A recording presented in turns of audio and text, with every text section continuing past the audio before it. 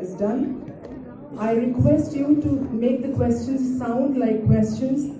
Please do not prolong the questions for more than 45 seconds. We'll pick up 3 or 4 pertinent questions so that we can move ahead with the session. Some of us have mics right in front of us on our desks.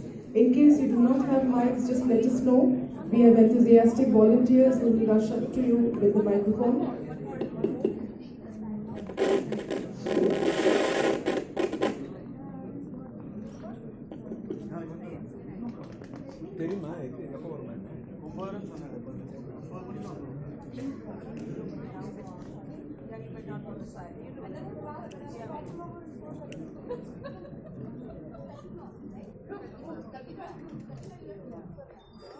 Well, just for your information, the music that you were hearing, the rock and roll, the peppy music while you were coming in to the hall after the tea break was not designed by a human being, it was designed by a robo artificial intelligence. So we are in sync with the theme of the conference even as far as our music is concerned.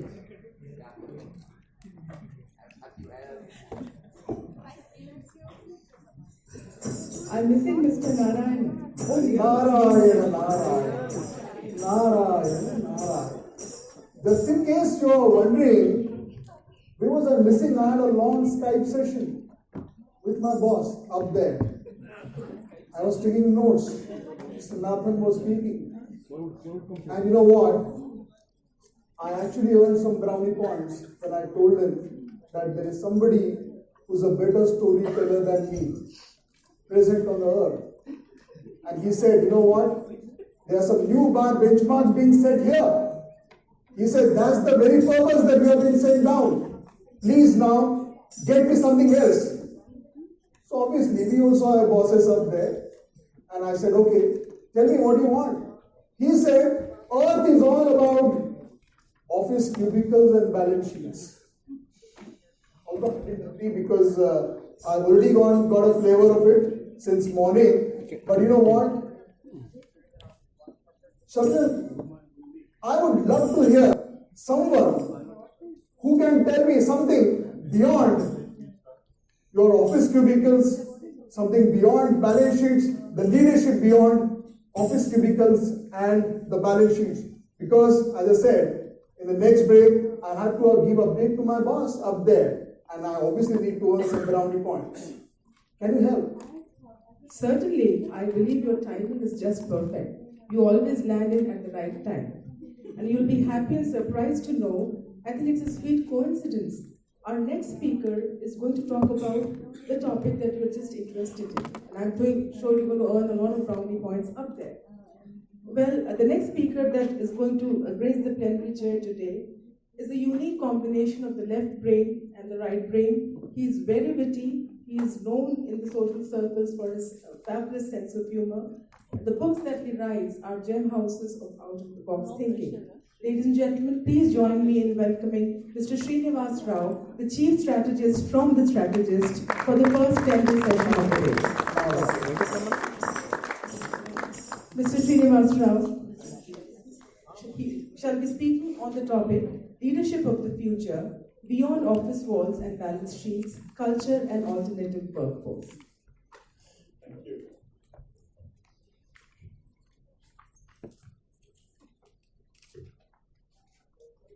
Good afternoon.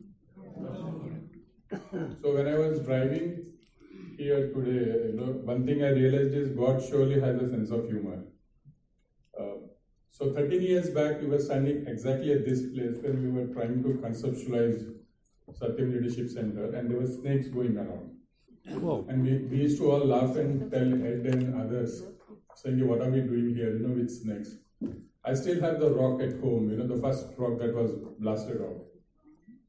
10 years back, it was the same spot where Anand Mahindra stood there and said, we've taken over Satyam, and that door I went and I never returned back to this place.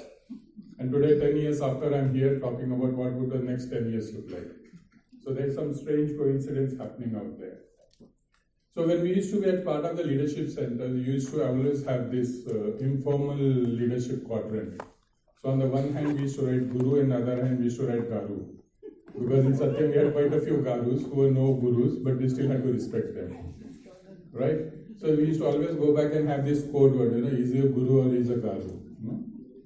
So today another strange coincidence, God's sense of humor, I have to go back and, share the dais or speak after I hear a guru and Garu both. In terms of NatCon. So I was telling NatCon, that's not fair, And you will come like a Virat Kohli, hit 6 sixes and then tell me to play, then it's... Right? The third one which I was going back and saying, sense of humor, I was just asking Dr. Karinamai, why would you ask a rebel like me to open a session which is so sincere and so sober, Because everybody who knows me well, they'll go back and say, he'll never confine to what is by the book. So thanks again for all of you for taking out your valuable time to hear. What I've tried to do is try to put some, I think my PPT has to come. Yeah. Okay. Great. So what we are trying to go back and to do is talk about the alternate workforce and what does the alternate workforce look like and how is it going to be there. So traditionally when we looked at workforces were always part of the grid. Now today when you see that red dot is out of the grid and red dot is where the employees are today. So your employees are no more your employees in terms of they don't come to workforce 9 to 6. Most of them are not in your payroll. So they're not in your balance sheet technically. So if they're not in your balance sheet technically, then how do you go back and build them, or how do you go back and build a culture which makes sense to all of us? Because when I'm not there in your balance sheet, I have no commitment to you. My commitment is to something else, and that something else can go from A to Z. So what is it traditionally we used to when we grew up? I still remember the first session I did was in, started my career in industrial relations in Mediacon. And it was like specific, 2 punch, 1 lunch. So we grew up with 2 punch and 1 lunch. And we were very clear, this is how the workforces are and this is how the distinction is there between the executive cadre. So we used to have 3 different canteens. The blue collar, the executives and the senior management. So I still got curious, one day I peeped into senior management canteen and ate food, then I never returned to it. So there was no salt, no sugar, nothing. They said, maybe for the seniors. After 25 years, I realized that, that's how it happens. But traditionally, when we look back, we used to have a physical contract where you used to sign a deal. Then you had a physical contact where there would be HR waiting for you for onboarding and all that. And in few months, you like it or you don't like it, like a marriage, you fall in love, and then you also have a psychological contract. Now today, if you look at alternate workforce, the only thing that is there between them and us is a physical contract. You don't even meet them, physically contact you don't do. You probably are in a digital world, you do a Skype call, that fellow says, I'm joining from today, you say, welcome on board, he says, okay, thank you. The JDs are passed, the KR is passed, then we don't meet. Psychological contract, nothing like that.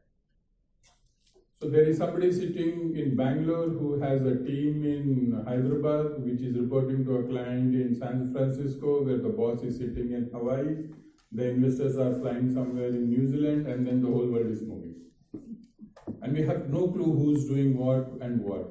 But at the same time, when an investor or a client speaks to any one of these stakeholders, they expect one similar experience which represents the culture of the organization. So it doesn't matter whether I'm having a packet of French fries in a Panjagutta McDonald's or I'm having it in a Thailand or I'm having it in a San Francisco. I expect the same experience from those. And that is when I go back and believe McDonald's is McDonald's, otherwise I'll go back and say this is a fake one. So how does learning and how does HR go back and create that culture in these people so that they demonstrate the same kind of experience to all of us? And when we go back, our challenge today has been, traditionally we were taught that socialization, which is part of culture building, will happen only when you meet and greet. So you will go back and realize that there is a lot of meet and greet used to happen. We used to have these nice onboarding posters where you had cultures posted on the walls. People would read those walls every day and they would come back and then we'll say, this is the ideal behavior and this is how we have to behave. And that is no more there because probably I'll never come to the office anymore. You get surprised when I have a dear friend called Ritu Merutra, who's the head of bookings.com in India, and they do phenomenal business in India. And I asked her one day, how many employees do you have? She said 14. I said, are you mad? She said, no, 14 and probably will hit $500 million this year. And then I said, how does the system work? She said, there are others who help. The same thing when we have many clients whom we work for, you don't see their workforce. Amway for another one. They're hitting $1 billion, but you don't see the workforce. You have the Ola, you don't see a workforce. You have the Uber, you don't see a workforce. You see a Airbnb, there is no workforce. So HR and learning is struggling to go back and say, if you don't have a workforce, but every time you sit in that Uber car, you expect an experience. Every time you sit in that Ola car, you expect an experience, and you expect that driver to behave like an Ola employee or Uber employee who gives you that experience. And if there's something going wrong, then you are more than happy to escalate, and not only escalate, but tag another 10 people in social media and say this is not done. So the difficulty and the onus for HR is becoming that much tougher. How do you pick these alienated people in their alienated worlds and make them believe that they should be living, surviving, breathing for you, because there is somewhere only a physical contract and no psychological contract or physical contract. And that is the battle that we will try to go back and see what organizations across the globe are doing in terms, how do you get this alternate workforce think alike your regular workforce. Now here are some of the ideas that we've been doing and we've been sharing and what research is saying. The first and foremost is we need to change our hiring patterns. So traditionally when you're hiring somebody for a temp role, you expect that he's going to be here for 3 months or 6 months or 1 year. So anyway, it's a living in relationship, so why should I match the kundali? Right? It's only a matter of 6 months, 1 year. It's only going to be a living in relationship, So why should I bother about matching kundalis, Let us come for a temporary period. Let us contribute to each other and move on in life. And that is where organizations are going wrong. Even if it is a one-day relationship or a one-year relationship, we have to go back and ensure whether this person is a cultural fit or no. Because if the person out there whom you are hiring, and if you don't look for a culture fit and you say, okay, he's a temp, how does it matter? It could be a great chaos for us. Because more and more you realize all these temp roles are doing what we call as client-facing roles. So in an e-commerce organization, if I pick somebody who's going to be a delivery boy, you don't know what the delivery boy is going to do after he rings the bell. And you don't want a case file suit on you that he innocently touched my 16-year or 14-year-old girl, which is considered as posh. And the boy will come back and say, no, I innocently touched, I never even intended to touch, I was outside the house. Today's world is crazy as what it was then previously, and it's important for us to understand that even if you're hiring a person for a month, somewhere we need to go back and put that cultural fit as a priority. It can't happen that we've got to keep a seat on the bump, so let's get somebody. And as learning professionals, it is becoming far more critical for us to make our interview panel sensitive about it. Our onus is far higher than ever today, where we need to go back and tell the interview panels what are those few traits they need to pick up during the 10, 15, 20, 30 minute stop to understand if this person we are hiring is he a cultural fit or no. The second one is, previously we used to go back and say we'll have inductions in culture, and these inductions typically would be a 2 or 6 or 2 day, 4 day, 1 week inductions. Gone are those days. We need to understand employees are like our children, every day in the morning you get up, you need to remind them, please brush your teeth. Right? Otherwise, if you given a chance, they will not brush their teeth. They are very happy to roam around in the home. Culture is like that. We need to keep reinforcing what we are looking for in the employees from time to time, building some interesting things like games or certifications, and tell that every year if you don't certify yourself that you are aligned to a culture, you are not there. And we need to go back as learning professionals to go back and see how do we inculcate the importance of this culture in our employees in a fashion that today's generation understand. There's a very interesting study which MGM has done. They've realized the average attention span is 6.5 minutes, and that's why Tom and Jerry cartoons are made only 6.5 minutes today. So after every 6.5 minutes, there's a break, I believe, and there's 13 minutes when the cartoon gets over. So what do I do with that 60-slide deck which talks about my values and which nobody wants to go through? What do I do with these value reinforcements? Because today, if you look at the workforce, they're coming to workforce only for a temporary thing, and they have other interesting things in their life. And how do I take a priority in their priority list? So you ask today an 18-year or a 20-year-old kid, he will go back and say, for me, work is just a means to an end. I'm not interested to you. I'm not interested to die in your company. I'm neither interested to become an SVP or a VP, which you intend to make me in 20 years. He is coming there because he needs to earn some pocket money. That pocket money will get him the new phone or the new gadget till the time he is there. It is very interesting on a weekend like today and tomorrow, in the evening today you order food, and the guy who comes to deliver Swiggy, you have an innocent chat with him and you will realize probably the software engineer in one of the large multinational companies. And then you go back and ask him, why are you doing this food? He says, how does it matter? On a weekend, if I'm earning 20,000, it helps me to do something else. And I love riding bikes. I'm hearing my songs, I'm riding bikes, I'm delivering food, making money. And nobody knows. But that a person, you expect him to be a Swiggy champion. You expect him to go. And then a YouTube video surfaces where one of the food company's employees is using food and the whole brand goes for a toss. And then we go back and say, is my food also getting tested by somebody like you? So culture fitment is becoming all that critical, and if you ask the gentleman who ate that food, he would innocently say, what's the big deal? I ate it because for me, nobody told me as part of the organization culture, I'm not supposed to touch this, I'm not supposed to open it, I'm not supposed to eat it. And if you ask the HR says, I even never knew that when did I hire him? Because we hire so many people every day for no reason or rhyme, and so many people quit every day that it's just a mechanical job that we are doing. And that is where the whole battle lies. Purpose is another interesting thing. It was a very interesting thing, when we look back at those 45 people who gave away their lives for us. If you look at their average salary, you will get surprised. Probably our office boys get equal salary or more than that. Then why did those 45 guys decided to give up their lives for us? Because for them the purpose was far more important than anything else. So purpose plays very important role for all of us in our life. And when Day1 Patnaik was asked very interestingly, so somebody was a 19-year-old kid, he wanted to pull fast leg on Day1 Patnaik. So he asked Day1 Patnaik, if you have to summarize Bhagavad Gita in a tweet, can we do? And Day1 Patnaik sweetly smiled and said, of course we can do. And he said, this is the tweet. He said, Pashu jita hai anna ke liye, Manushya jita hai arth ke liye. And that is the summarization of Bhagavad Gita. So what is the meaning, what is the purpose for all of us is what drives us to workplace.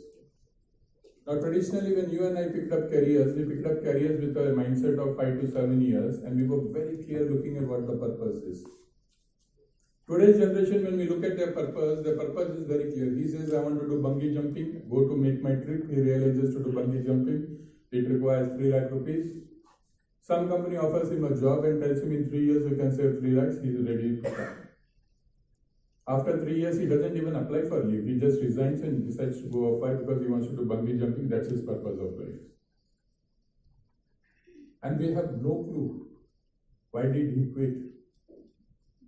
As a senior generation, we go back and put onus on him saying if he is not loyal. You ask that generation, they say, I am loyal and I am loyal to my dream. My dream was never to become CHO of a company. My dream was to do bungee jumping. And I am doing bungee jumping today. So for us as learning professionals, our job scope has expanded. It is no more sitting in classrooms, but it is understanding what these aspirations of these kids are. And then try to weave those aspirations back to our workplace. Today, unfortunately, we are so caught up in pedigree and pedagogy that we never go back beyond that, and we never check what are these aspirations. Why is this kid coming into this classroom? What does he want to learn? And where is this learning going to take him? And you will realize students are so smart today that even when I'm teaching, whether it is an ISD or some place, they're checking on their cell phones what I'm telling and validating everything that I'm saying. And within 30 seconds, there is a shoot question that comes. If Henry Fayol said so and so, why did Frederick Taylor, after so many years, did so and so?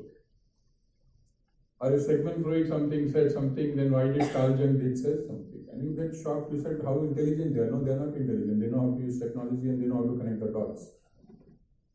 So as learning professionals, it is important that we need to go back beyond our scope of trying to create program designs and execute, but try to understand what the aspirations of this generation are, and then trying to link back to the organization purpose.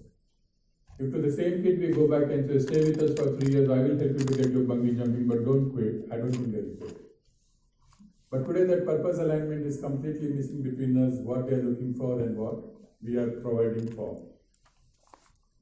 We had great fun in categorizing people, and I don't know why we did it, and I was also one of the culprits, being an OD specialist all these years. For us, life was 2x2 grid and nice boxes and colors. But we go back and categorize people. We call them, they are temp people, they are gig people, they are here for some time. He's a contractor. So contractors get red bands and I get a blue band. We categorize, and then we expect them, all of them, to be thinking similar. People don't. As culture custodians, as learning professionals, we are the new culture custodians of these organizations, and we need to go back and tell the organizations that there is only one category of people, whether he is a temp, he is working 2 hours a day for you, he is just anything. The moment we start treating people equally is the moment we will try to get that one singular culture. And that's why you go back and see the biggest challenge today. So I don't know, as HR professionals, we are funny, we do quite a few interesting things. So one interesting thing that we did for cost saving was get away from this role called receptionist and make the security guard the receptionist. I don't know how much money we saved, but just imagine what crime have you done. The receptionist was supposed to exhibit feminine energy, was supposed to be somebody who loves you, cares you, nurtures you, welcomes you to the organization, makes you comfortable. The security guard was supposed to be the masculine energy who will always be shrewd, sharp, look at that you are not a thief and you are not doing anything harmful to the organization. And suddenly you expect, without any learning, training, coaching, the security guard to become a receptionist in 24 hours. So every time you walk into an organization, you are actually seen by suspicious eyes, saying, why are you here and are you not going to steal anything? And then you expect the employees to give his life for you. Why would you do that? And we've completely misread these things. Nobody is there to raise red flag. And when these temp employees come, he says, oh, you're not even an employee. After temporary, and that's where the experience skills, and that's where the culture goes for a toss. Oh, you're a temp employee, you're not supposed to walk into this place, you're not walking into this boardroom, you're not supposed to have food with us. Why did you get your own food? We don't provide food for contract employees. Out. And the same contract employee, when he picks up a phone and he uses the same language to a client, then we'll end up with an escalation. But we need to go back and understand that if we are trying to create one workforce and we are looking at a workforce which is going to be outside our domain, it is critical that we start respecting them the way we've respected others. Digital is what we all believe would have done a nirvana. It's very nice when I go to my doctor. So I always ask him, is there a pill that has been created to reduce weight, And he always goes back and says, yeah, you have to walk 2 hours in the morning and diet. And that never happens. We thought digital will be the nirvana for us, put everything in e-learning formats, put everything up there. It's not going to help. Alternate workforces, you can't expect them to work from home and be attached to us. They would require physical workplaces because as humans, we are social animals. We can't move away from that fact that we are social animals. And as a civilization which has thrived only on oral recitations, Vedas were never taught in e-learning modules or written. They were only taught by reciting. So as Indians, we only understand when things are recited to us. And that's why that Guru Shishya Parampara is so familiar to us. So as much as you give me books, as much as you give me e-learning modules, as much as you ask me that technology, there is a byte learning on your mobile phone, it doesn't get into my head. So I see 100 videos every day in WhatsApp, but if you ask me one video that you remember from yesterday, I wouldn't. But the story that Nathan told me 30 minutes back, probably I'll quote it next 10 times in 100 years. because that story strikes me. Cultures can be built only when people come together. We need to start understanding that alternate workforces cannot sit at home. You need to call them back to workplaces at some point of time and start integrating with our organizations. And if they cannot come, then we as learning professionals, we as HR professionals have to go to them and start telling what do we stand for. Because there is a housewife who's sitting who wants to contribute 3 hours of her precious time to you, but it's only 3 hours of 24 hours, and 21 hours is taken care by her husband, her mother-in-law, her children, her maid, and other things. And they have a greater influence because 21 is always greater than 3. So in those 3 hours, if she has to think like you and your employee, then somebody has to go to her and train her, or somebody has to call her at least once in a while to a physical workplace and show what this is all about. Believing a WhatsApp message on a birthday will saying you are a great person and happy birthday will motivate me? No. It's a myth. So we need to understand that technology will play a role, but technology will only have that much limited role to play. This new generation loves to learn through teasing rather than teaching. So how many times are we teasing them saying there is a better guy, somebody doing somewhere better?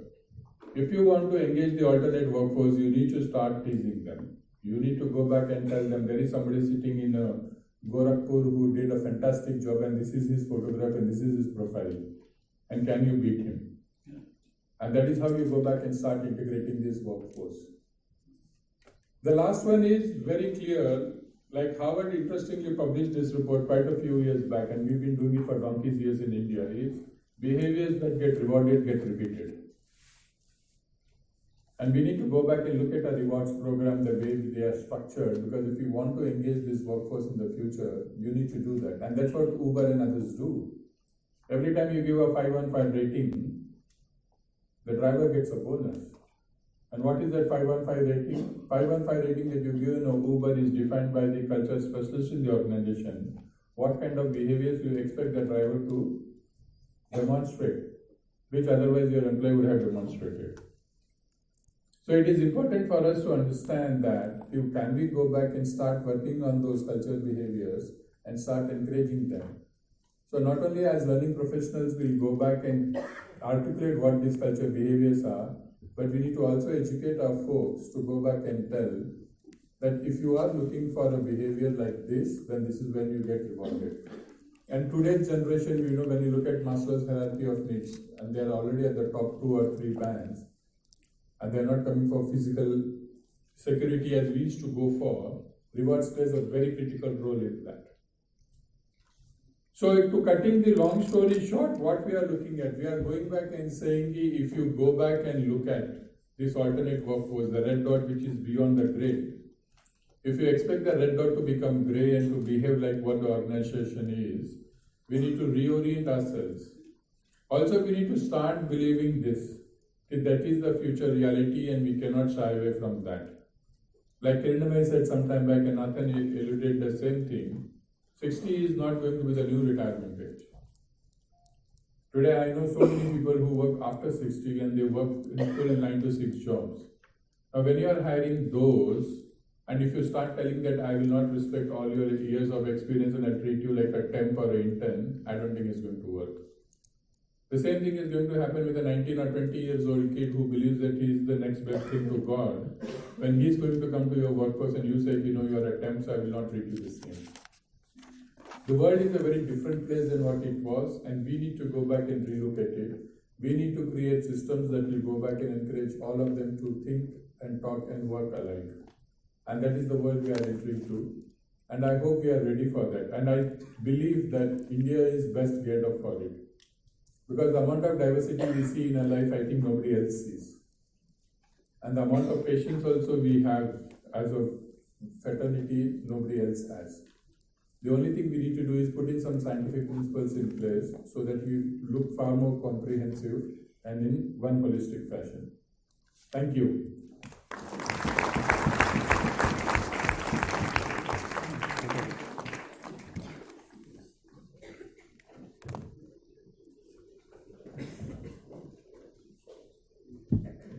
Thank you, sir.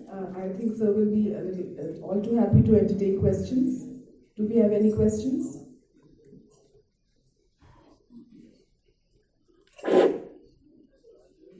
mics right at your desk, just in case you're interested in asking a question and you don't have a mic, let us know. Very good afternoon. I'm Vijay Chandishet from NMDC Hyderabad.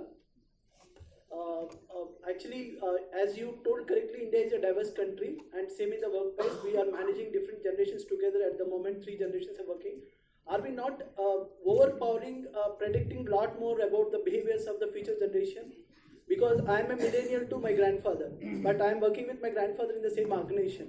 So predicting that how they behave and all at this point in time, and maybe changing generations, ignoring another generation and giving more priority to the future generation, are we not overpowering? Okay. So I understand that feeling. Okay, so I don't know how many of us played gully cricket while growing up.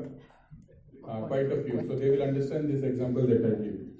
So typically, just imagine on an afternoon you go to play cricket and cricket bat doesn't belong to you, right? It belongs to your friend.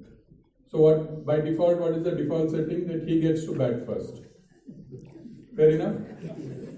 Okay. So he's batted first for 6-7 overs and you are sincerely boring with all your heart out. After 6 overs are bowled, his mother calls him, says, shut the game and come and have lunch. And he takes his bat and goes away. Today's generation, like you and me, as leaders, we feel the same. So 20 years when I was growing up, Mr. Chopra or Mr. Kohli or Mr. Vineet Kaul, who are my bosses, and Rajiv Goswami and others, told me, Srini, ruk ja, tera time aayega. And when your time comes, you set the rules of the game. Till that time, you follow my rules. And I sincerely followed for 20 years. And after 20 years, when my time came, this Gen Y comes and tells me, sorry, hard luck, I'll set the rules, you just follow it.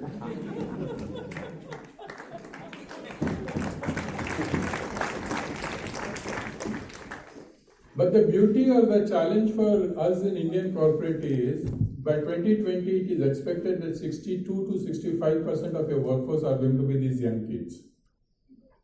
And as HR, if you are not getting future ready for them, then we are out of business.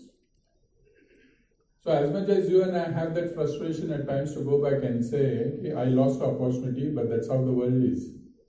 If we as organizations are not ready for them in the next 2 to 3 years, you will realize the amount of mess we get into. 9 years back, the first time I published my paper on Gen Y, people laughed at me. And they said, Srini, you love exaggerating things. I said, fair enough. And 9 years down the line, today I make most of my money as a consultant only telling people what to do and what not to do. Because the generation which is coming is completely different. And for good or for bad, only it's we who spoil them. So you will get surprised how small little things happen. So for example, how many of you have children below 10? Anybody here? 10, 12 years? Okay, good. So if you ask them, as proud papas and mamas, when they go home, this kid is sitting very nicely. Why? Because you send him to some exotic international school where if you even participate, you get a star in the evening. We used to get stars when we used to win. But today's kids get stars even when they participate. So this small child is sitting out there saying, Mama, I got a star. Now Mama is already suffering from working mother's guilt, so she doesn't know what to do. So she goes back and says, oh, you got a star, I'll give you another star. And then this kid has 2 stars. After an hour or so, when Papa comes, he's already fighting a battle with Mama to tell who's the best parent. So he's saying, what happened? He says, Mama ne ek star diya, Papa, ma'am ne ek star diya. So Papa has to show all his intelligence, exuberance. So he says, okay, I'll give you 2 stars. So he gives 2 stars, the kid sleeps with 4 stars. And since Papa and Mama are working in some large multinationals where there are exotic HR guys like us, who've taught them how you can accumulate points and make it big. So they say, if you get 10 stars in this week, we'll take you to McDonald's. So this kid goes and sleeps very peacefully in the night thinking, wow, this is a great day. Fast forward 15 years, this same kid comes to you and me in the office. The boss says, you've done a fantastic work. And the kid raises his hand and says, where is my star? Then the boss picks up the SOP policy which HR has created and says, oh, the next annual award meeting will come in July 2019, that is when we'll give you a star. And the kid says, I don't want to work here. The kid says, I don't want to work here.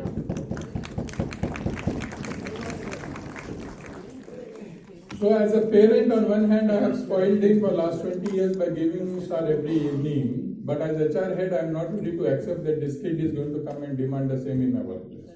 And we are still stuck with those SOPs, those formats, those templates which says we will do like this only. And that is where the gap is coming. So as much as you are going back and saying that there is a feeling that we are empowering this generation too much, but the generation has been spoiled by us, and we have to take the onus of course correcting it. And the only way of course correcting is to do that.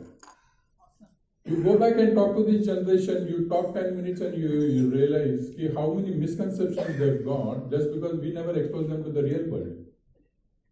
We've not exposed them to the real world. When you and I were growing up, we were exposed to the real world. There were no filters. Today for everything you put a filter. You don't want to show them there is a war happening in Kashmir. You want to be seen as neutral, so you will talk any nice things.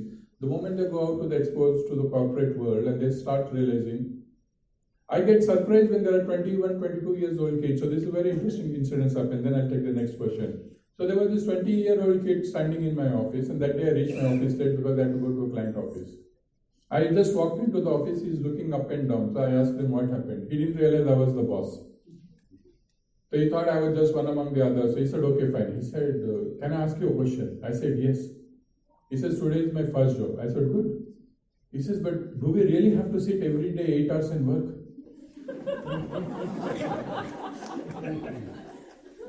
I looked at my recruitment head and I said, what did you sell him? I said, unfortunately, yes. He said, my God, I didn't sign up for this. I thought your office looks nice. I had to just spend few hours and go. Who's created that? So we have only created it. So, for good or for bad, yes, we are empowering them, but they are not that nasty, I can assure you. This generation is extremely smart, provided we guide them. Unfortunately, nobody has guided them. The teachers or the parents are doing, and the parents or teachers are doing, and they just passed out. So we have to go back and fill that gap now as a child. Small little question. This is Ashok Panda. Small little question. Yeah, right. The small little question is, you said from the reception, a woman sitting on the reception, you are going to a security guard. What are you anticipating the next step to be like? Okay, it's nice to predict future because at least you are not accountable. For the past, somebody will quickly do Google search and say, Srini, this didn't happen. For future, I'll say you wait for next 5 years, you'll catch up. No, but coming back, I think the trend has started reversing. Experience management is becoming the key. So HRs and organizations have started realizing if you don't give good experiences to people, people will not wait and people will look for. So today, if you, for example, go to Procter & Gamble Bombay office and you look at the security guards, you will find the maximum amount of feminine energy being demonstrated is by them. I have seen, and if you see Procter & Gamble security guards, they're the most handsome looking dudes. They look like black cat commandos. They're like 6 feet 1 inch. They have that Air Force dress and all that. And every time you go back and see them, somebody is bending down and trying a shoelace for a small boy or a small girl, and they're extremely comfortable with that idea. So the world is changing, the world is moving towards that, and people and organizations have started realizing being macho doesn't help. And thanks to Donald Trump, he shows us every day. And people are learning from that example, being macho doesn't help all the time. So organizations have also started doing that. And that's why structures are going away, SOPs are getting diluted, frameworks are getting diluted, there is a degree of more flexibility. Organization logos are changing. There was no need for Airtel or Mahindra to change their logo because they realize machoism doesn't help. Logos also have to look feminine to make it more there. But the process of change is slow, and hopefully we will see that security guards do the security job and receptionists do the receptionist job. Thank you. Thank you so much. I know you must be brimming with questions, but we are running short of time. I'm sorry I had to cut you short. We have a lot of questions for sir, and I think he'll be available with us during the lunch hour, and you can ask as many questions to him while we have lunch. May I now request Ms. Ulam Jindal, Secretary ISTD Hyderabad chapter, to kindly present a small memento. Just to remind you, ladies and gentlemen, we've saved the money for mementos and we've sent it to the Bharat Ke Veer funds. So this is your contribution to India.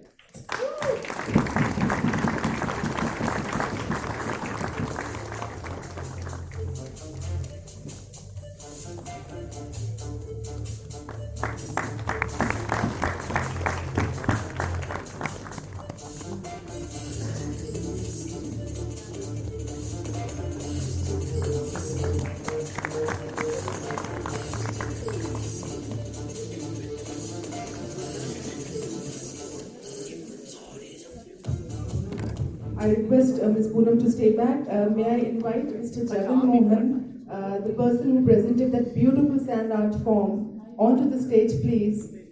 We have a small token of appreciation for you, sir.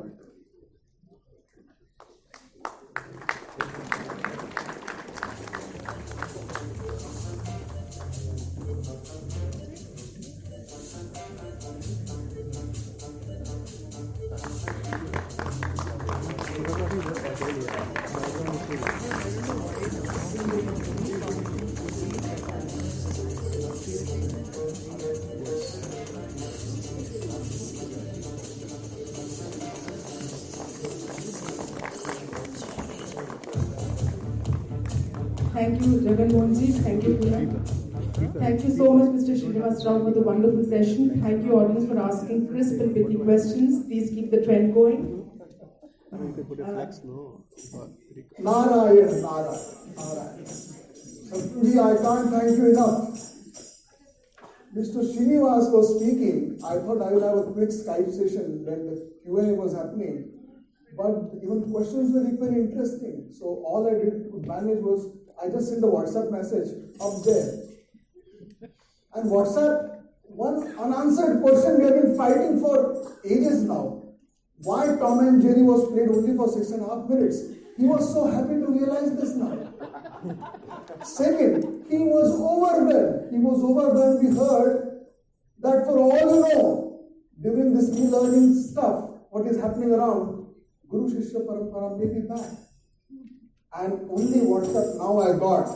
He said Skype session will have during lunch, but I have a mandate now. I know I'm requesting a lot, but you know what? This Women's Day, when up there, they are celebrating International Women's Day. And we also have a theme as exciting as this. I can't reveal the theme right now, but my sincere request is you would love to hear one lady leader talking about leadership in the future. Now that's the sandesha that I got from up there. Can you please help, Samanji? Well, your wish, my command. You've come all the way from up there to this beautiful earth, and I cannot disappoint you. May I take the pleasure and the honor of inviting a young and dynamic lady who's come all the way from Bangladesh to be with us in this conference. She understands both Paisa and people. That means she's a guru at finance and HR. Ladies and gentlemen, please join me in welcoming Ms. Nisbat Anwar, Head of HR from Janata Limited, Bangladesh.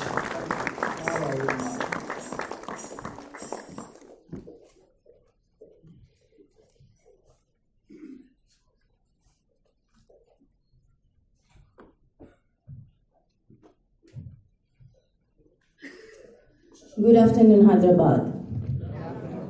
I know it's lunchtime and we are a little beyond our agenda time, but can I a little bit louder? Good afternoon, Hyderabad. Good afternoon. Thank you. I came from Bangladesh. It's just the country besides India, but it took me almost 11 hours to reach Hyderabad. So I started from my home around 11 a.m. yesterday and reached the hotel at around 10. So transition and everything. But I am still excited to be part of this conference. Thank you to Dr. Murali. And what Srinivas was saying, that Mr. Nathan has played the sixer. But to me now it's like Dr. Kiran Mai has played the sixer, Mr. Nathan had done the century, and Mr. Rao has done the double century. And I'm afraid now whether I will be run out with a dick. So let's start. So can I have my slide, please? Yeah. So this is me. And this is my little puppy, Kit Kat.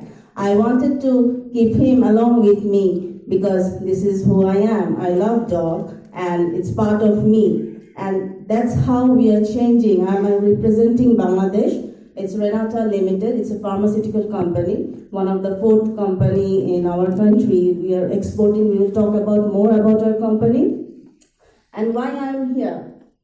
We will talk a little bit about leadership of future, and I will touch a bit of going beyond office works and balance sheet what Mr. Rao was saying, but I was a little afraid looking at his presentation. It's like overlapping or not. I think I will not overlap some of the points, and I will not look like guru, like Mr. Rao was referring.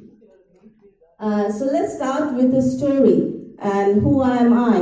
I am a bit introvert person who started my career 20 years back, and this is not the person I was when I started, and I evolved with the time, and it was required. That's what is required right now, looking at the future, what future holds for us, and are we ready, and are we getting ready to change ourselves for the betterment of the future, for the workforce we are working with it.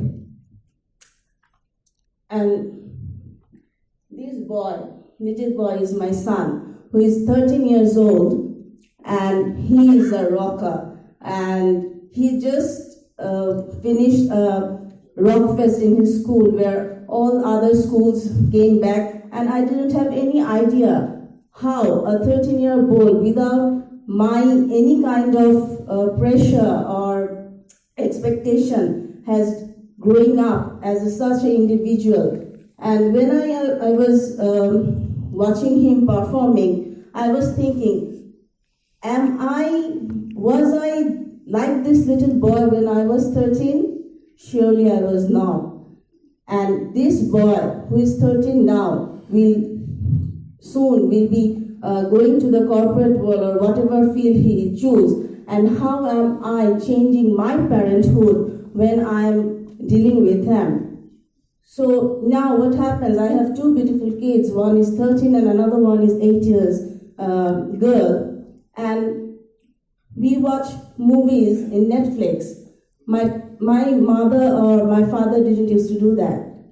And that's how we are evolving. We talk about his girlfriend, what are the opportunities is waiting for him, how he is developing his charismatic characters, how can I help him? Like Mr. Rao was referring that from the childhood they are like star, 2 star, 3 stars. And when this millennial generation is coming to the workforce, that's exactly what's happening. The parents or teachers are telling them that you are the best.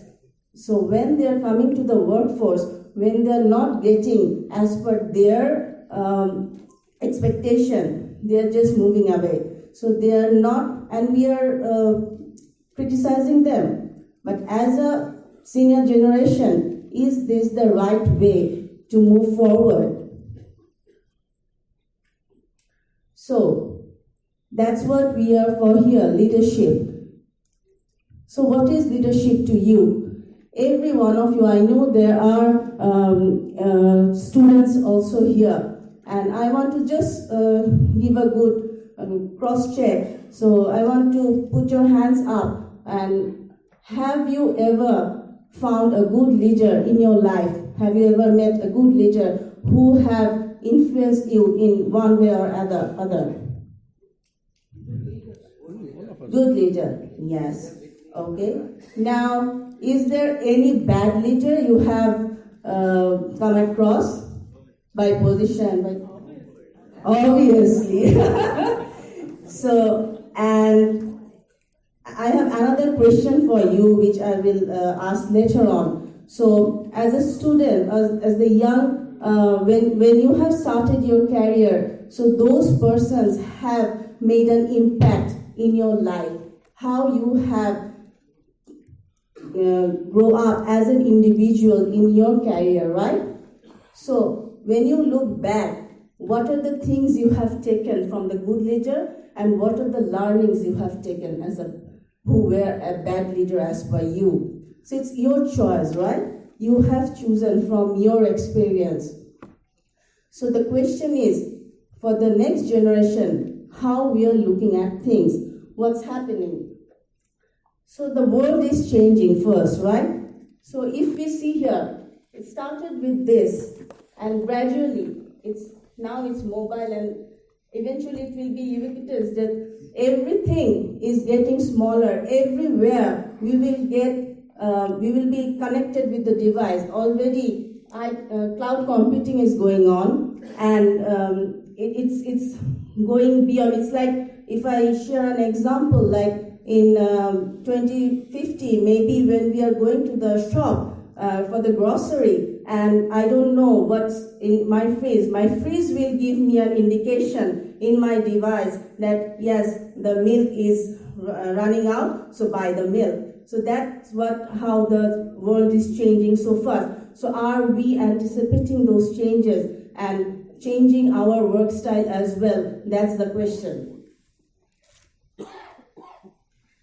So the workforce is also changing, as we can see. So if we look at I taken this particular thing from an article where it's that the educated knowledge workers from especially China and India. Oh, India, give a clap to yourself, that you will be an ever larger percentage of the available workforce for the future. We know that India is doing very good in every sector, and that's why we are here. And looking at the future, doing the conference on this topic is a proof that you are moving ahead and you are thinking what's going on the future, and that's why you are taking precaution. So world population will be like 9 billion by 2042, and when there is more population, there will be more work. And the question is, the generation that we talked about, the millennial, and by 2020, as per this study, it's showing that by 2025, generations will be working together. That traditional millennial, Gen 2020, baby boomers, and Gen X. Now, if I look at my company, Renata, I am with Renata for around 5 years. When I entered there, it was a new thing that I have found, that after the retirement age, there were some people whom we call retainer. They are working as a retainer in Renata Limited. At the same time, if we look at our CXO, the committee, the management team, all of us are around 40 to 45 years age, the team we have. So it's a pretty young force management team who is running the company. It's a $1 billion company. And at the same time, the mid-management is basically the millennials. Like my previous speaker told, that 60 to 62% will be the millennial who will be running the show. And that's what's happening in my company as well. Now the question I was facing, or the challenge I was dealing there, that these experienced senior citizens and the new workforce that working together, how they are melding with each other. Because the new workforce is like, we are bringing new ideas, we know what's going on out there, and this is the right way. And the senior persons who are there for Renata for around 25, 30 years, they are like, we have built this company. We know more about this company. We know the culture. We know the business. How dare you teach me my business? And then there was the conflict going on. And as a HR person, I found that we need to bridge that gap. And then what we did, we started having conversation with both the end, because both of them are very important for Renata.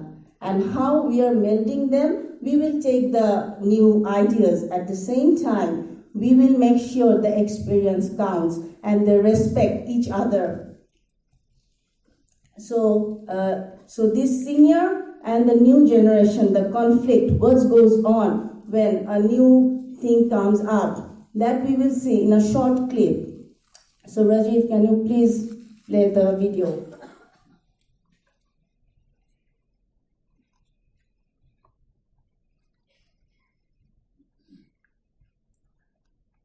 It's a clip from a movie, Up in the Air.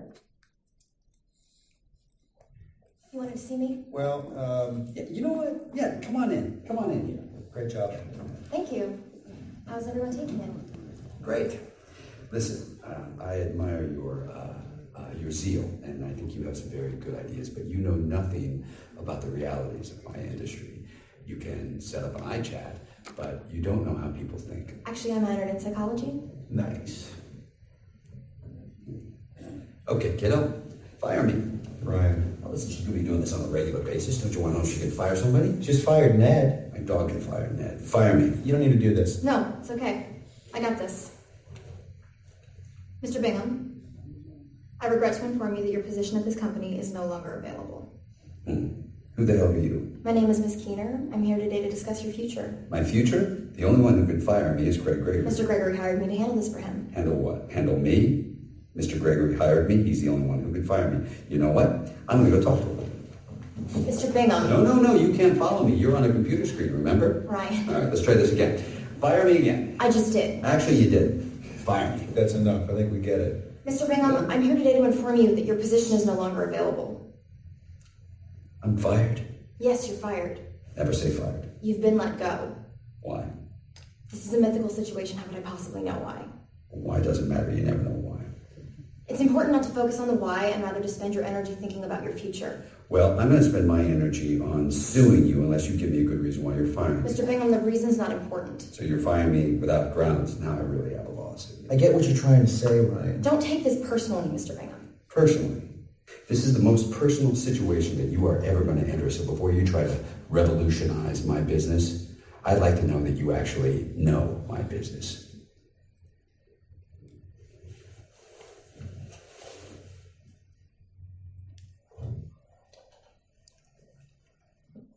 Exactly, that's what I was referring to. And have anyone of you have seen this movie? Yeah. Yes, beautiful movie, right?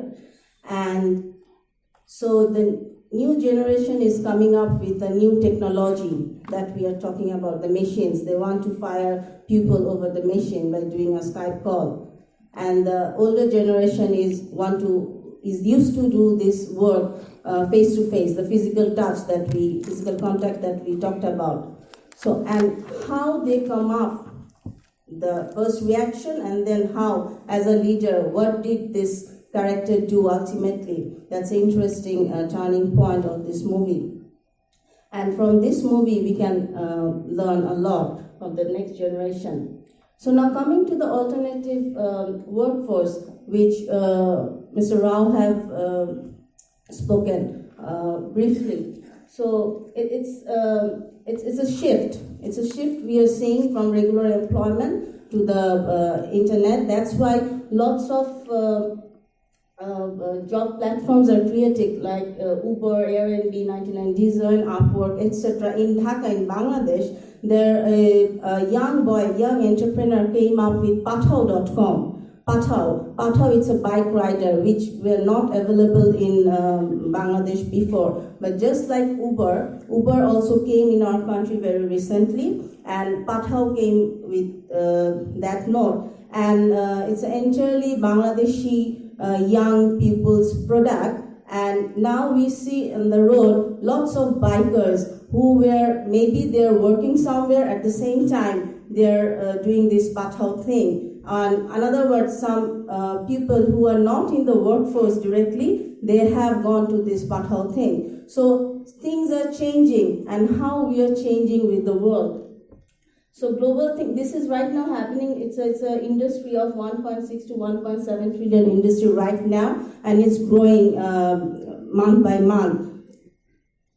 So what's corporate culture? We know what's corporate culture. I kept the definition because of the students' audience we have. But the thing is, when we are talking about culture, it's not the posters or the vision statement or mission statement that we want to put injection to our employees. It's something that we believe in it, and we walk the talk. As a leader, we really walk the talk when we are incorporating the corporate culture. And it's been said that in future it will be a important blocking thing, that this culture, how we are dealing with the culture, and that's because the new generation wants transparency. They want people to be truthful to themselves, and they know what they want. And sometimes I ask, when I am in the with my team, I talk about actually what do you want, do you know? And when we talk, we really talk, and then there is a question. Yes, we really don't know what we want, because we don't give enough time to listen and to talk both the end what we want from each other. So now, what's the essential leadership skill that we are looking at in the future? These are the studies and the points that has been collected from various articles, and these are the things that I think Mr. NatCon has given in some points, but if we take these skills one by one, for the time constant I can't go one by one, and then for the audience I don't think it's needed. But the main thing is, what I gather is about emotional intelligence, is about empathy, it's about the human touch. Yes, machines are taking place, but as a human we have much more to do. And when we are talking about leadership skills, these are the things we see, that authenticity, are you authentic or not when you're dealing with your future, your employers, your future leaders?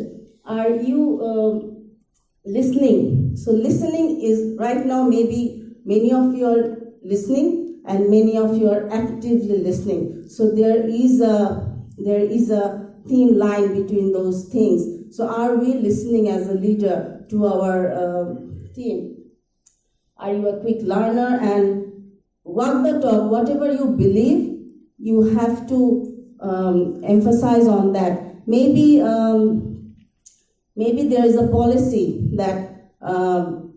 written in somewhere. Nobody cares about those policies. You can ask me 10 years back, I was more like, yes, policy should be there, this should be written. Yes, when a company is growing, some structures, some things are needed. But at the same time, you have to be flexible. You have to be adaptable with the change. So as a leader, do you have those qualities, skills, essential? It's not soft skills anymore. It is the skill. It is needed. It is the future skill which is required for the leadership thing. So steadiness while remaining adaptable, flexibility. And I want to share a story. One of our leader, I won't take the name, is very good leader in terms of administration. But when it comes to be flexible, he or she is not flexible at all. And that's creating a lot of problem. You can say that there are followers for this person. At the same time, are they following with their heart or not? That's the question. Because those who are following this person will be in the driving seat in the near future. So for a leader, it's very, yes, you can have a leadership position, but that doesn't mean you have the leadership quality. So that's very important. So there is a difference between a position and actually having the leadership skill. We all know this lady, right? Indra Noy, we know her? One of my role model. And if you see what she has told here, as a leader, I am tough on myself, and I raise the standard of for everybody. However, I am very caring because I want people to excel at what they are doing, so that they can aspire to be one to me in the future. So that's very, I take the words like caring. So that's what we heard in our previous slides. So caring is what she do, the future generation will become like her. So that's very important for her. That's why I have taken her quote in this thing. So as Renata, it's growing. When it started 25 years. It was a Pfizer Limited earlier, then it became the public limited company. It's been 25 years we have celebrated last year. So at that time, it was a very small company who didn't have the vision that they will only run in the country. But right now we are expanding, and the way we are expanding is changing the way our strategy has to be changed. And if you see the balance sheet, it's growing year after year, and it's not about the balance sheet only. What we are doing, I will take little 5 minutes time to explain what we are doing now. As a culture, it's not about balance sheet, it's not about office walls only, it's not 9 to 5. In my company, because it's a pharmaceutical company, there are 2,000 plus workforce who are working in the field. They don't do 9 to 5 job. They have a flexible hour because that's the way the work is demanding. At the same time, there are 9 to 5 job because of the production. So you have to design your working system according to the system that job is required. And accordingly, you have to put the person in that particular position. So looking at this picture, I'm riding in a bike. In front of me, this is my one of my deputy. Last month, I went to one of my official trip in Barishal. There was Huakata, it's a beach. We went there, and I have never been to bike ride in a beach. And two of my deputy wanted to have this bike ride. But because I was there, they were like, no ma'am, it's okay. We will not take this ride. When I understood that actually what they want, then I said, okay, no problem. I will go along with you. So that's a shift as a leader. If this me 5 years back, I wouldn't have done that. Now, I have to be adapted. I have to be flexible. I have to understand with their non-verbal communication actually what they want. And the moment I did that bike ride of 1 hour, oh my God, it was a life-changing experience in terms of the beauty I have experienced with my team. And the boy, Anupam, the one who is riding the bike, he was nervous like hell. Because he had his accident a few years back, and he is not riding bike for a long time, and that too in the beach. So he was like, oh my God, I'm carrying my boss. And the Facebook status I put in that when you give back to your team, they can lean on even if there something goes wrong. That's what we do. Not on the office wall, inside your room only, in office. You can do it outside of your office as well. It doesn't need to have a meeting, one-to-one meeting to create that bond. And that's my team.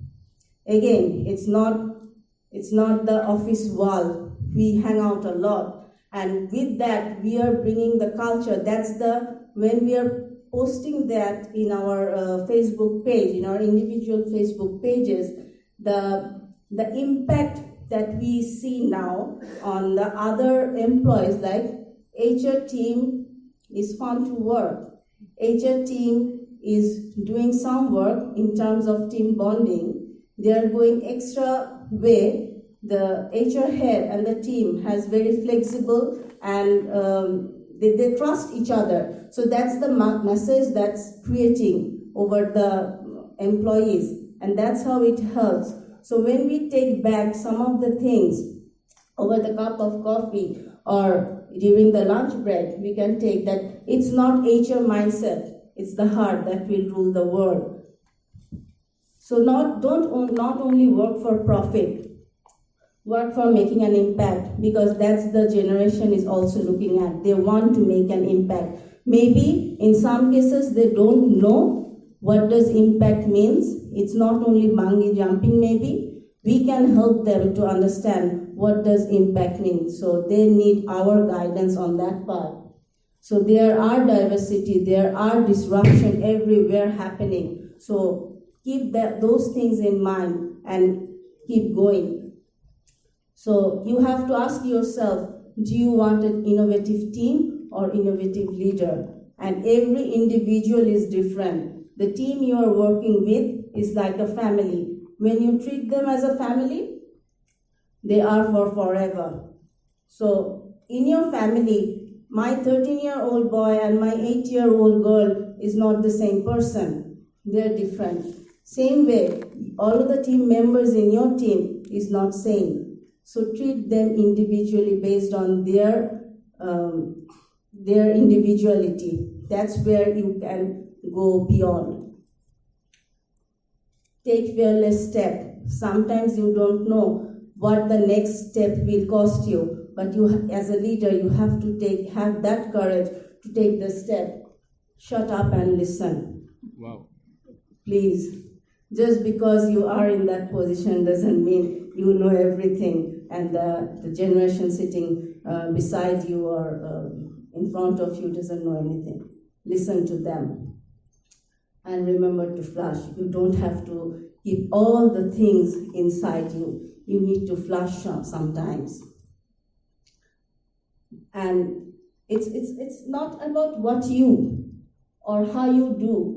It's about why do you do what you do. That's the question I want to leave with all of you. Basically, why?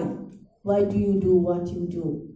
And I talked about that I will share, I will do a little, another activity, a small one. Everyone is sitting there, very tired, waiting for the lunch. So why don't take a partner just beside you and just tell them what leadership quality you have right now, and you want to just 1 minute time along with your partner sitting beside you. What leadership quality you have, you believe you have. Oh, you believe you have. Just share maybe you don't know the partner sitting beside you. Just share. Just share. I can see you, sir. Yeah. Okay. I know for sure that I can just think on my feet and do damage control. Okay, done. I think lots of whispering is going on. How about you? What about you? So with that note, I can understand other hello, I'm still here. Hello. leadership quality.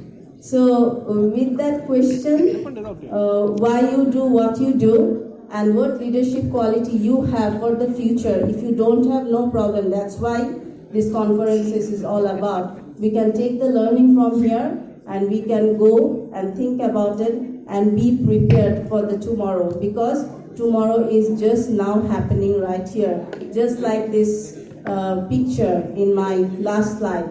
Thank you very much for this opportunity. Thank you. Thank you. I request you to stay back a little. The questions can be entertained in the lunch hour, because in the interest of the time, I think I'll have to skip the questions for a while. May I request Dr. Virmani to kindly present a small token of respect to Ms. Nisba Nalwar. And you can give us extra for speech also, and nobody will know that it was not prepared. It was accidental. No. You can think on your feet, that's very right as well. Any situation, no?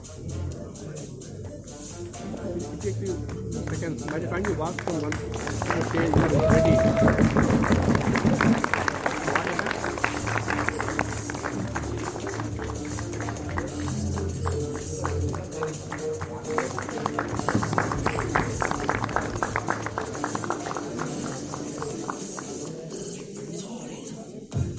Thank you, madam.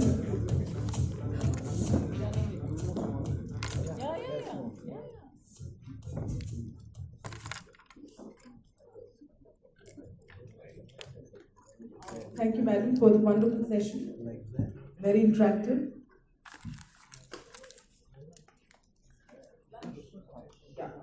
We'll be breaking for lunch, and we have shortened the lunch break to 40 minutes.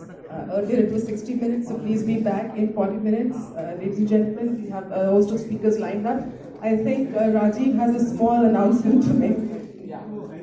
Just take it out. Oh, the announcement is that 40 minutes will mean 40 minutes, each minute having 60 seconds. So hopefully we'll all be back on time. So let's enjoy the lunch and come back. Eat very well, but don't eat so well that it makes it difficult for the next speaker to keep you awake. Thank you. Mother will be next.